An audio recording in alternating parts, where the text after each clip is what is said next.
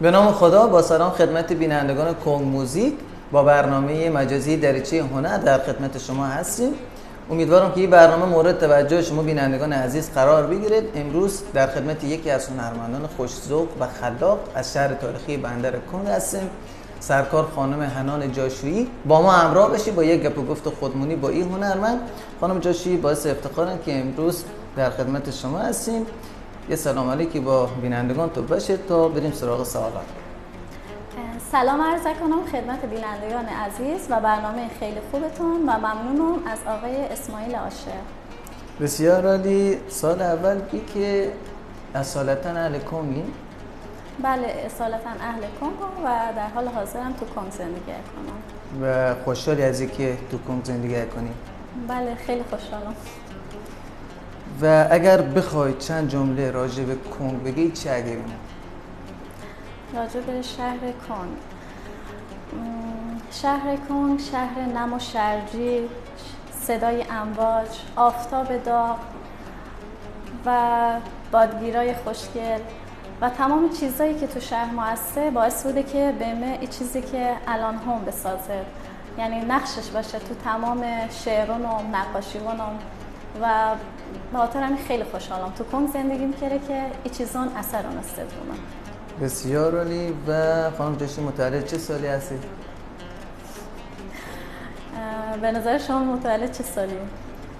به نظر من چون شناختی که مسئول دهه 60. بله. درسته؟ بله. کاملش ناگه یعنی؟ دیگه بذار بیننده ها حدس بزنن. خیلی هم خوب. و خانم جاشویی که شما نقاشی رو از کی شروع کردید؟ نقاشی رو از زمان بچگی شروع کردم، چون من توی خانواده حالا هنرمند به دنیا آمدم که اکثر کسایی که دور و برام بودن تو زمینه هنر فعالیتشو بوده. مثلا خالم و خالوم و اینا همشو تو زمینه نقاشی و طراحی و اینا کارشو کرده و همین باعث بوده که من تو این خانواده رشد پیدا بکنم.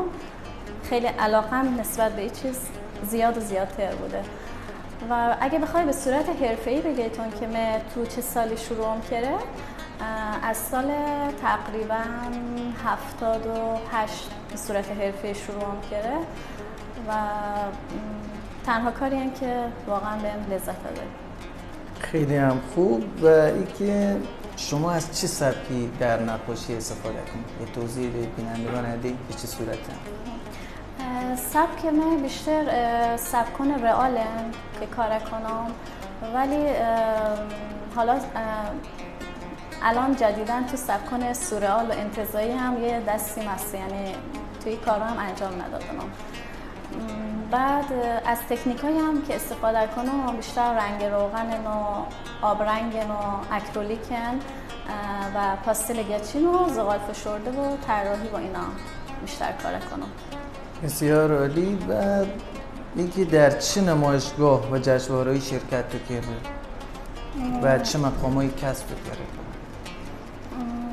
در نمایشگاه‌های اولین نمایشگاهی که شرکتم کرده توی بندر کنگ بوده که تو سالن قدس برگزار بوده در سال 88 و یکی دیگه نمایشگاه انفرادی بوده، اون تو کنگ هم نمایشگاه انفرادی بوده، اینم نمایشگاه انفرادی بوده توی خانه فکری نوروز 88 بازم برگزار بوده اون نمایشگاه و خیلی خوب همشهریان لنگه و کن استقبال شد که بله استقبال خوبی شد که و ممنونم همینجا ازش. بعد نمایشگاه گروهی تو نگارخانه رعنا برگزار بوده که تو بندرعباس تو سال 96 بوده.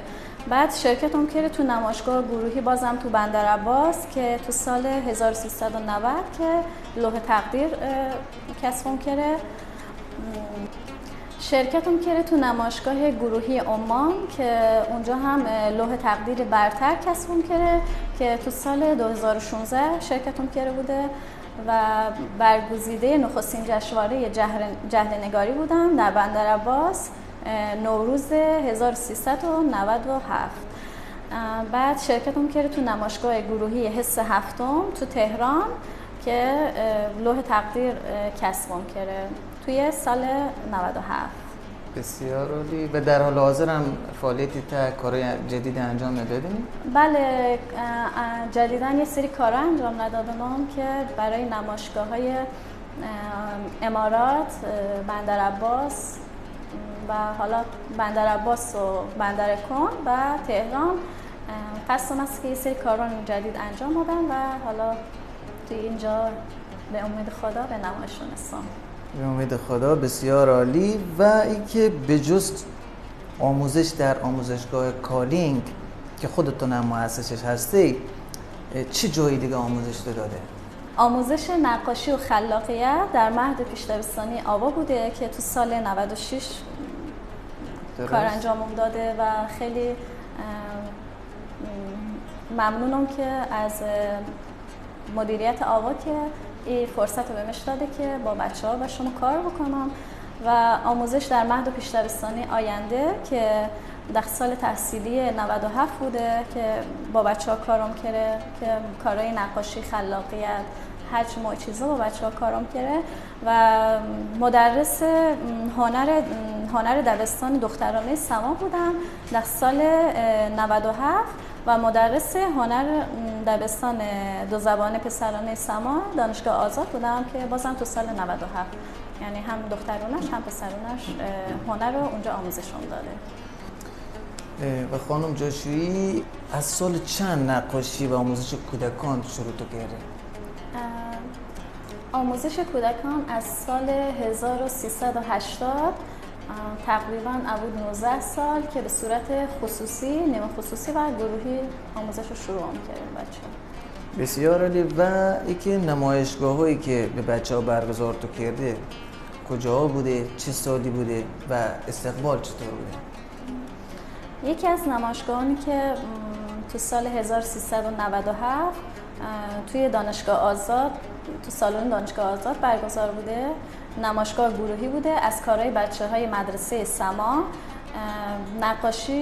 نمایشگاه نقاشی که بچه‌ها مناده، نمایشگاه نقاشی لحظه‌های خیال کودکانه بوده که از کارهای خود بچه‌ها اونجا به نمایش منها و تقریبا خوب استقبال.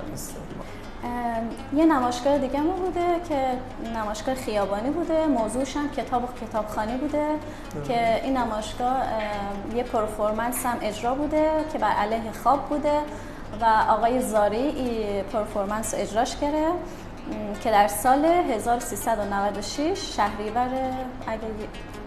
شهریور بوده. و اینکه یه کار جدیدی که جالبی که انجام داده که بچه‌ها خیلی دوستش هستن، به جزی که نقاشیشو اونجا نمایش داده بوده، یه لباسی پوشیده که بچه‌ها روش نقاشیشو کشیده و از نقاشی بچه‌ها هست رو لباسون. و اینکه فکر کنم تو اون نمایشگاه بچه‌ها توی لباسم دنبال او طرحونه، مثلا هر کسی دنبال نقاشی خودش گشت و خیلی این کار به بچه‌ها خوشحالش کرده. و هدفم یه هسته که این کار انجام داده که رو کار بچه‌ها ارزش گذاری بکنم و اعتماد به نفسشو بالا برته و بگن که اینقدر اون کارشو ارزشش هسته که خانم معلم ما این لباسش پوشیده و توی این نمایشگاه توی خیابون جلو همه راه نرفتن و حس خیلی خوبی این که به بچه‌ها انتقال داده بوده. بعد تو تقریبا 1 سال بعد یه خانم معلم قشمی دقیقا همین کاری که من انجام داده همین حرکت رو تکرارش کرده و توی رسانه هم دی خیلی خوشحال بودم که این کاری که می‌کرده باعث بوده که ایشون هم این کار انجام دادن و لباس بچه‌ها نقاشیشو کشیده. شما یه سال قبل از این خانم محترم قشمی این کار توی شهریور 96 این کار انجام داده و ایشون تو سال فکر کنم تقریبا ماه مهر یا آبان 97 ایشون این کار انجام شده داده و کلی بچه‌هاش خوشحال بودن. خیلی خوشحالم که این کارم باعث بوده که بقیه هم این کار انجام دادن و استقبال خوبی بوده. بسیار عالی، خیلی هم خوب. نمایشگاه خیابانی با موضوع آزاد بوده که یه ورکشاپ خیابانی بوده کنار لنج بومسی که هم حالت ورکشاپ نقاشیشو کشیده بچه هم نمایشگاهشو به نمایش نهاده که بازم اونجا خیلی خوب استقبال بود. برگزاری ورکشاپ کودکان داخل ماهی فروشی بوده که بچه ها اونجا هندن و تمام ماهیوان، خرچنگ، انکاس و تمام چیزون از نزدیک لمس شونه که حتی اجازه بهشون داده دستشون زدش و تمام بافتون و پولکان ماهی اینا همش لمس شنکه و بعد که تمام چیزای ماهی رو درکش کرده از درکی که از او فضا و او محیط هسته نقاشی ماهی و ماهی فروشی رو کشید و خیلی نقاشی جالب کار کرده که خیلی از این موضوع خوشحالم که نمایشگاه برگزار تو بازار ماهی فروش هم. آره تو بازار ماهی فروشی و یک نمایشگاه و یک ورکشاپ دیگه ورکشاپ خیابانی که توی جاده ساحلی کنگ گل فروشی آقای علیزاده که آقای علیزاده هم زحمت رو کشید راجع به گل و کاشت گل و اینا توضیح شده و با کمک بچه ها گل از اونجا خریداری شد که تو گلدون گل شد کاش و تمام بافتای گلبرگ ها و گلون و توضیحاتی که شده داده و لمس شد کرده و این ارتباط خیلی خوبی با گل و گلدون و چیزون برقرار شکره و گلون خوش تو گلدون شکاش خیلی خوشحال هستم و از تمام این گلایی که حالا به خوش گفته و خوش شکاشته تو گلدون از روش یه نقاشی شو کشیده و کارشون هم خیلی خوب هسته. اتفاقا خانواده ها اونجا خیلی خوب حمایت شد که با بچه ها خود همکاری شونه که کنار ما هستن و استقبال شد که و خیلی ممنونم از اینکه استقبال شد که از این ورکشاپ خیابانی که منهاده. بسیار جالب. و در زمینه عکاسی و فیلم برداری هم فعالیت تو هستی و چه سالی شروع تو کردی؟ من به صورت حرفه‌ای از سال 92 شروع کردم عکاسی و به جز سالی که توی خود عکاسی لبخند یه سری کارا اونجا انجام دادم. کارهایی که عکاسیایی که خودم کنم از منظره های کنگی که انجام داده که به زودی یه نمایشگاهی هم برگزار کنم. بسیار عالی. و شما در زمینه شعر هم فعالیت تو هستی و شعر رو چه زمانی شروع تو کردی؟ شعر رو تقریبا از سال همون تقریبا 80 خورده شروع کرده به نوشتن. حالا شاید هم قبلا یه سری البته از بچگی یه سری داستانون حالت دلنوشته و اینا هسته که یکم حالا آهنگین یا ریتمش هسته ولی بعد کم کم این چیز تبدیل رو بشه یعنی تو سال همون 81 80 اینا دیگه شعر هم گفته که دیپلم افتخار از جشنواره سنباد کسب کرده با طراحی دکور و اینایی که انجام داده اونجا که تو سال 94 هسته و تو همون جشنواره مقام برگزیده شعر سپید کسب کرده و تو سال 97 مقام سوم تو بخش سپید توی جشنواره شعر سنباد کسب کرده. بسیار عالی. اتونی یکی از شعرات به ما بخونی؟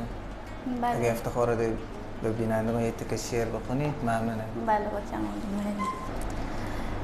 یه شعر به زبون کنگی اخونم اسمشن خشخشون روزون. چه خشخشون روزونی چاکه و کشکنگ بوی دریا و بنگیری و صدای جلنگ جلنگ قایق سواری سر دریا محشرن، او بازیان سر دریا محشرن. رقص سینگا و توریغان ساحل و بگین، گل نشکفته رو کندوره پرچین. برکه سرخ و صورت سیاه زنگی، دل پاک و گلابتون رنگی. پهن هنتوها و پادومن ماما، تو دریای نیله کنگ دعاشن با ما. صورت سوخته بابا زیر داغی آفتو، مثل ماه شدرخشی خندش همی تو. شهر مروارید با مردم دریادل، لنجون سفر گپ اتت به ساحل. نگاه منتظر زنون و چوکن، چه خش بابا نهاندن با سوغاتیان. چه خشخشان روزونی چاکه و کشکنگ، بنگیری و صدای جلنگ جلنگ. عجب خشخشان روزونی هسته چه خش، گازی تیله بابره شرط مبسته چه خش. رقص سینگو دلخشی چولنگان، شوکشی نقاشی با دست خو به ریغان. به به به به، چقدر زبون کنگی شیرینه. بله دقیقا. بسیار اجرات عالی هستن. و خانم جاشویی، ای که به نظر شما هنرمند واقعی چه کسایی هستن؟ به نظر من هنرمند واقعی کسونه این که هر انسانی هنرمند زندگی خوشن. اگه بتون زندگی شاد و سالمش باشه، زندگی خوب کردن خوش یک نوع هنرن. و اینکه یه حرف ما بزنم شاید به نظر شما خیلی خنده دار بیاد، ولی اینکه من اگم هنرمند واقعی کسایی هن که آدمای بد هنرمند واقعی هن، آدمایی که توی زندگی به آدم بدی کنن. چون آدمایی که تو زندگی به آدم بدی کنن یه سری به تو یه سری دردو ندن، یه سری غم و ناراحتی به تو ادن و او غم و ناراحتی هن که به آدم اسازد و به آدم رشد دادته. و اینکه توی او غم و ناراحتی هن که تو یاد اگیری که منتظر کسی نمونه که دستت بگیر تو دستت بلند بکنته، یعنی یادگیری خود بلند بشی. پس او آدمی که شاید به نظر حالا خیلی یا خام شاید قبلا اینطوری فکر میکنه که اون آدم بدن، ولی الان اینطوری فکر کنم که او آدمایی که چیزن خیلی آدمای خوبی هن. و من به این معتقدم که هر انسانی توی این دنیا یه نقشش هست اجرا بکن و نقش او آدمایی هن که این قسمت از زندگی این نقش بد رو اینقدر واقعی و خوب اجرا بکنن که من او درد رو احساس بکنم و او درد رو که احساس کنم به صورت پیشرفت تو زندگیم قرار دادم. آره خانم جاشی، بریم چند تا سوال شخصی بپرسیم. بله. که مجردی یا متأهل؟ متأهل. و بهترین تفریحت؟ بهترین تفریحم کشیدن نقاشی، کتاب خوندن، موزیک خوب شنیدن، طبیعت زیبا رو از نزدیک دیدن، شنا کردن. شنا خیلی دوستم هست و اینکه طلوع خورشید رو نگاه کردن و این کارون کلا به هم حس خوبی یاده. بسیار عالی. چه رنگی دوستته؟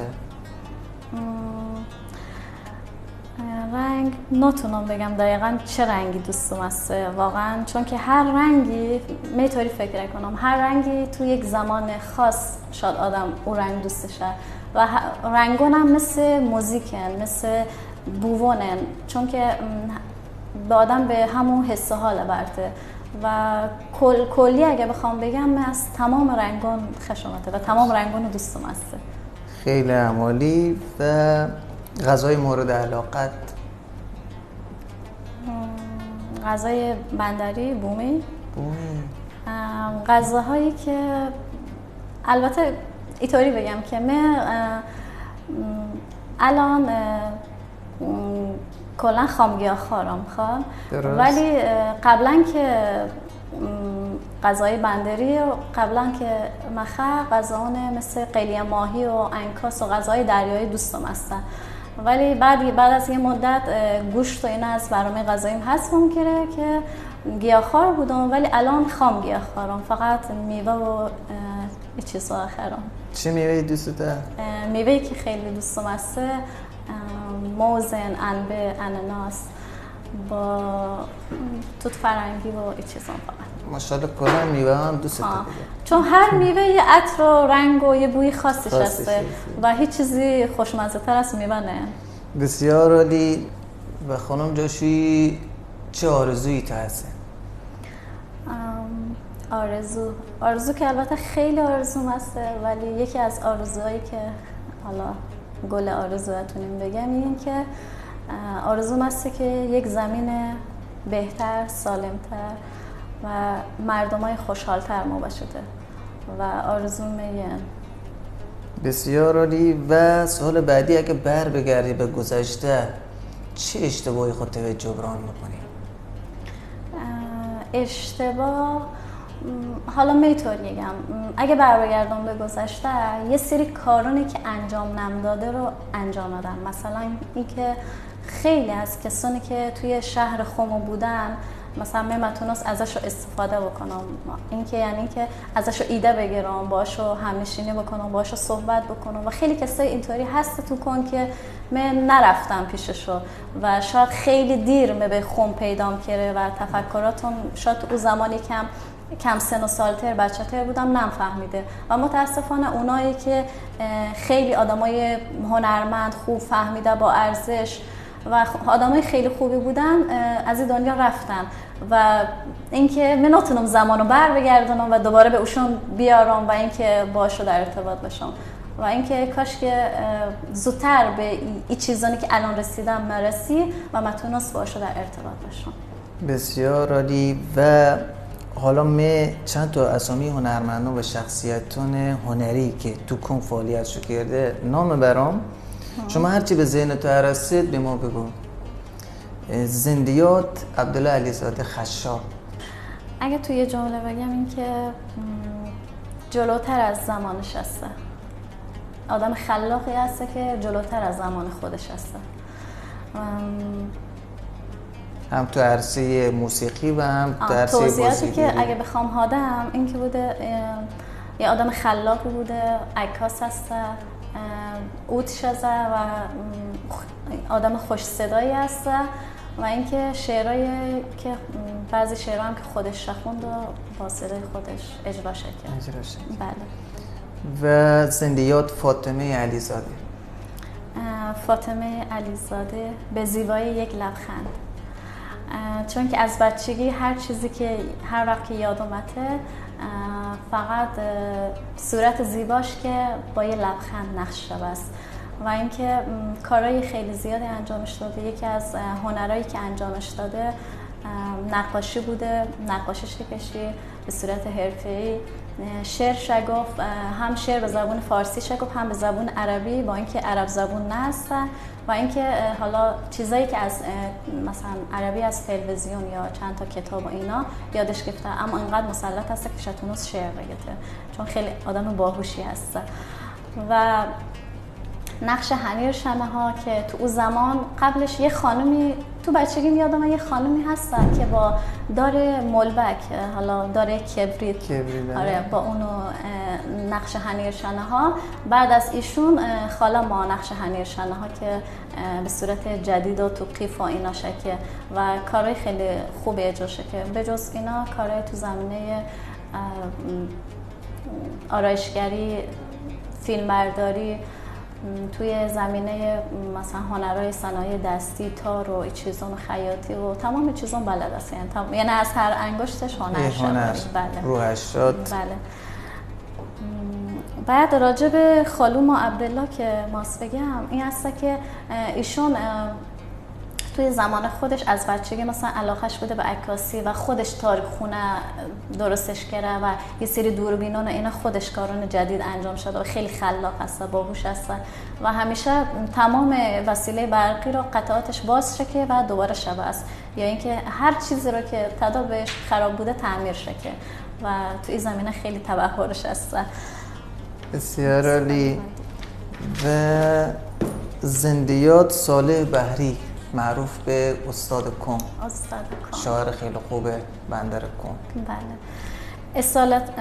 اصالت واقعی کنگی بودن، یعنی تو یک کلمه واقعا آدم اصیلی هستن. چون که من همیشه به این چیز تو زمانی که باش در ارتباط هستم به این چیزام هسته، اعتقادم هسته که ایشون یک فرهنگ لغت، یک دیکشنری کامل و جامع کنگی هن که تمام کلمات قدیمی و اصیل کنگی توی سینه‌اش، غلیظ کنگی تو سینه‌اش هسته که فکر کنم از مثلا 40-50 سال پیش کلماتی که تو کنگ دیگه حالا مثلا استفاده نکنن و زبون فارسی قاطیش بوده، ولی ایشون چون که توی امارات زندگیش کرده بوده و اونجا بوده، شاید زیاد با کسی که فارسی حرف می‌زنه در ارتباط نبوده، او اصالت و حالت او خامی او زبون کنگی رو اشسته، او ترکیب نبوده با زبون فارسی و خیلی خوب حرف شده. با مثلا خیلی چیزان کلمات قدیمی رو من از ایشون یادم گرفت و اینکه واقعا مرد بزرگی هست که من برای اولین بار و آخرین بار یه بار با ایشون ملاقاتم کرده که اولین بار و آخرین بار هست که با ایشون ملاقاتم که و خیلی آدم خوبی هست. و یکی از شعرهای معروفش هم ای از ای گپ کهور پیر شوز. بله یکی از شعرهای معروفش هست. بعد خوش همیشه شگو یه چیز مشترکی بین من و خوش هسته، چون روز اولی که ایشون با من تماسش گرفته ایگو که من و تو حول یک محور چرخیم، یعنی تو یک دایره قرار ما هسته که یکی از عکسان نقاشی خود که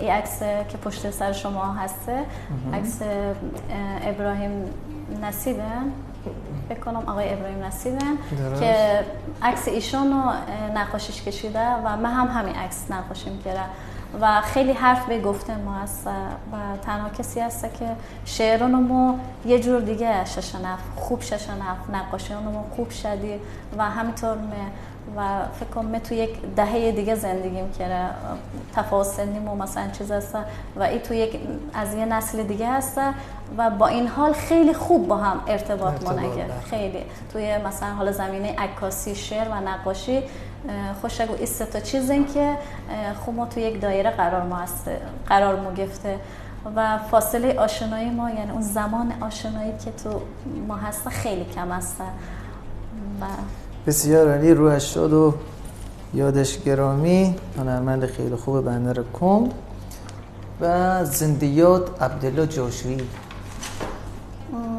عبدالله جاشویی یه آدم خاصی هست که دیگه تکرار نبوده، مثل تمام آدم گپونی که یه سری اداوان، حرفان، تیکه کلامان و یه سری کارایی کنن که خاص خوشن، یعنی هیچ که مثل اوشون انجام نداده.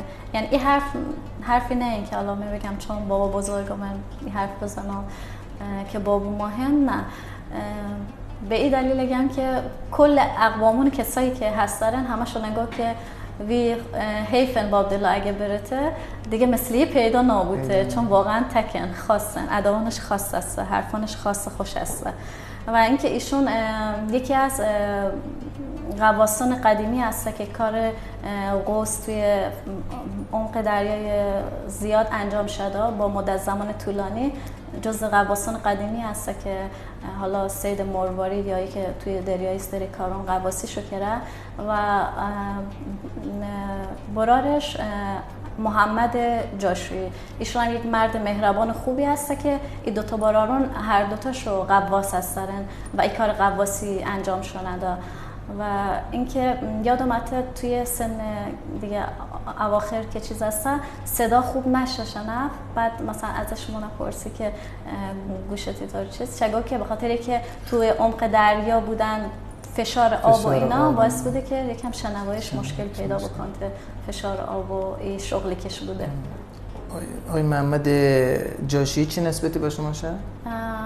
آموی گپ من، یعنی ابوت برادر بابا بزرگم. ایشون هم به رحمت خدا فوتش کردن؟ بله ایشون هم فوتش کرده.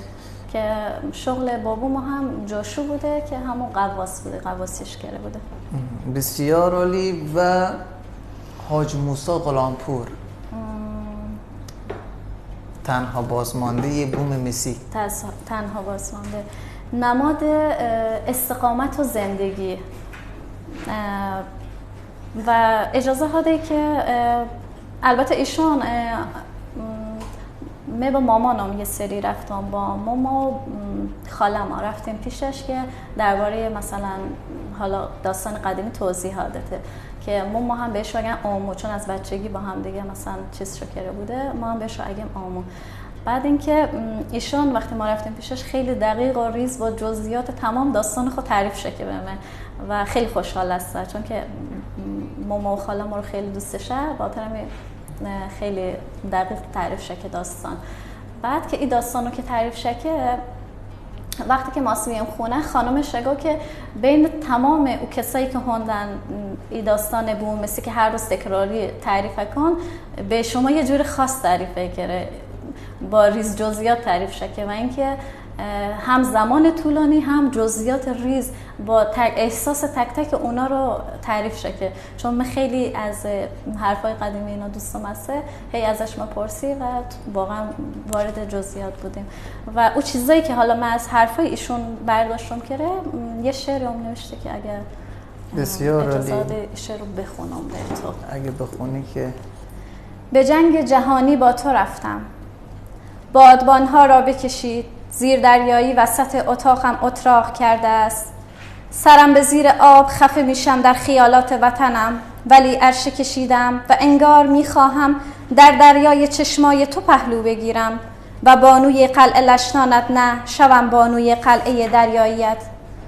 بالای ستاره های شب سیاه، بالای سیاهی خط چشمهایم، در سیاهی شب سفر گب، وقتی زنها تنها خفته اند و مردهای دریا دل به سفر دریا زده اند، من در همان بوم مسیم.